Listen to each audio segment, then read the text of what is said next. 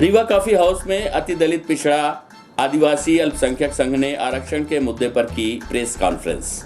हम आपको बता दें कि प्रेस कॉन्फ्रेंस का आयोजन करते हुए 18 अगस्त को डॉक्टर NC चौरसिया एवं डॉक्टर IMP वर्मा ने कहा कि संविधान के अनुच्छेद 340 के अंतर्गत सामाजिक एवं शैक्षणिक रूप से पिछड़ी जातियों की दशाओं को सुधारने के लिए मंडल आयोग का गठन किया गया था। संविधान में आर्थिक पिछड़ों के लिए जिक्र नहीं किया गया है। विश्वनाथ प्रताप सिंह पूर्व प्रधानमंत्री ने 13 अगस्त वर्ष 1990 को मंडल आयोग की सिफारिशों को लागू करने की घोषणा की गई थी। तब सामान्य वर्ग के छात्रों द्वारा विरोध करने पर सर्वोच्च न्यायालय द्वारा स्थगन जारी किया गया था। तत्पश्चात 16 नवंबर 1992 में क्रीमी लेयर के साथ सरकारी नौकरी में पिछड़े वर्ग को 27% आरक्षण लागू किया गया था। मंडल आयोग की सिफारिशों के आधार पर पिछड़े वर्ग की 2006 में उच्च शिक्षा में आरक्षण दिया। सर्वोच्च न्यायालय के आदेशानुसार आरक्षण की सीमा 50% से अधिक न हो, इसके लिए 27% पिछड़ों को आरक्षण दिया गया, क्योंकि 22.5% आरक्षण पूर्व से ही अनुसूचित जाति जनजातियों के लिए था। शेष 27.5% आरक्षण में से 27% पिछड़े वर्ग को, जिनकी 3,743 जातियों को दिया गया। वर्तमान में 10% आरक्षण आर्थिक रूप से गरीब सामान्य वर्ग को दिया गया है, जिसमें 50% की सर्वोच्च न्यायालय के आदेशानुसार आरक्षण की सीमा खत्म हो गई है।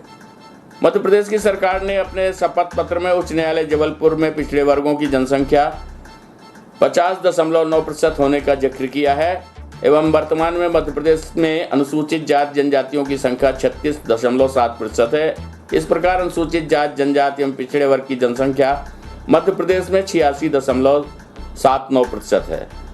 सामान्य वर्ग की संख्या 10% से कम है, जिसे 10% आरक्षण प्राप्त है एवं 50.09% पिछड़े वर्ग को 14% आरक्षण दिया जा रहा है। इस प्रकार सामान्य वर्ग पिछड़े वर्ग की 36.09% शासकीय नौकरियों को खो रहा है। वहीं इनके द्वारा कहा गया कि आर्थिक आधार संवैधानिक नहीं है, इसलिए हम क्रीमी लेयर हटाने की मांग करते हैं और 50% आरक्षण सीमा संवैधानिक नहीं रह गई, इसलिए OBC को उनकी संख्या अनुपात के अनुसार 50.09% आरक्षण दिया जाना चाहिए। प्रस्तुत है इस संबंध में पत्रकार वार्ता के अंश। जस्टिस रोहिणी की अध्यक्षता में एक आयोग बना। वह अध्ययन करने के लिए बना था कि आरक्षण के बाद किन लोगों को फ़ायदा मिला, किन लोगों मतलब किन जातियों को फ़ायदा मिला, किन जातियों को फ़ायदा नहीं मिला। तो वो हम चाह रहे हैं कि वो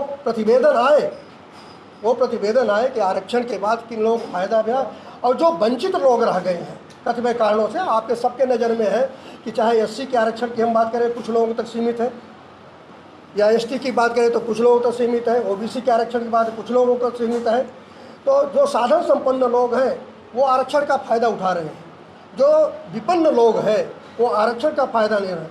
तो इस देश के अंदर 1978 में कर्पूरी ठाकुर जी ने एक फार्मूला दिया था। उन्होंने पिछड़े वर्ग के आरक्षण को भी 2 टुकड़ों में कर दिया, OBC एंड एक्सट्रीम माने BC, अति पिछड़ा। वहाँ पर ट्राइब नहीं है, बिहार में ट्राइब नहीं है, इसलिए उन्होंने दलितों के भी आरक्षण को 2 कर दिया, दलित अति दलित। तो उसका फ़ायदा हुआ कि जो जीतन राम मांझी जैसे लोग उभर के सामने आ गए, है ना। ऐसे मैंने कमज़ोर वर्गों के लोगों को भी शासन प्रशासन में जाने का मौका मिला।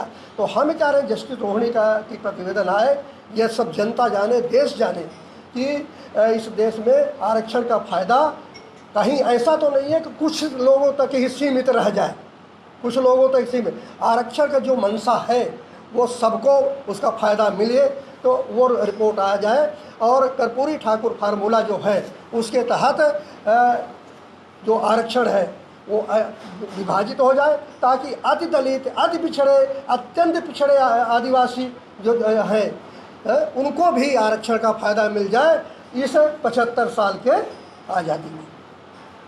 SC, ST, OBC, सामान्य वर्ग, अल्पसंख्यक वर्ग, ये एक कैटेगरी है। मध्य प्रदेश में सामान्य वर्ग की जो पॉपुलेशन है वो 10% से कम है। मध्य प्रदेश में आरक्षण कितना दिया गया है? 10% दिया गया है। मध्य प्रदेश में पिछड़े वर्गों की संख्या सरकार ने हल्फनामा दिया है हाई कोर्ट में, हल्फनामा में बताया है कि 50.09% है। 50 आरक्षण कितना मिला है?